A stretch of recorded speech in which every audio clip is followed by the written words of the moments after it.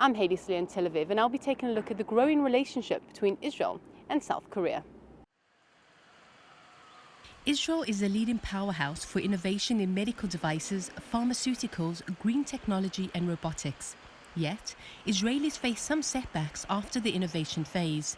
Now, enter the Koreans with the expertise to take core technologies and make them into a product, from designing, executing quality control and building efficient production chain.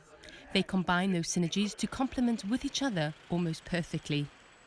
Israel and South Korea established official diplomatic relations in 1962 and have a lot in common. Both countries were founded in the same year.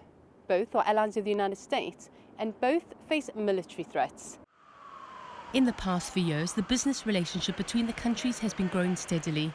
Samsung was the first Asian company to open an R&D center in Israel, and Samsung Nexus CEO Eyal Miller is focused on transforming it into a software-focused company. I think that both sides understand that collaboration between the Korean manufacturing technology and scale, together with Israeli startups and tech innovation, can better influence how technology is being used and how consumers are using technology. Intuition Robotics is one of the Israeli startups on Samsung Nexus portfolio. Its Vice President of Marketing, Daphne Presler, wants to change the way humans and machines react and interact with one another. I think companies like Intuition Robotics and all Israeli companies can offer the Korean market their innovative technology, the way we think about how to use these technologies in different products. So it could be not only providing the technology, but how do we implement it to improve the product? How do we think about user experience? How do we think about what people actually want and how to get them engaged in the products and the solutions that Korean companies are creating?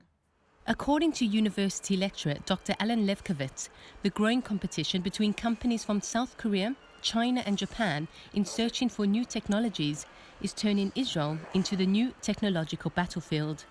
From the Israeli point of view, cooperating with South Korea, especially once you look at the pressure that the Americans are trying to force Israel and Israeli companies to decrease their cooperation with Chinese companies. So South Korea can be a way out from China to invest and to cooperate with South Korean companies without finding a US pressure.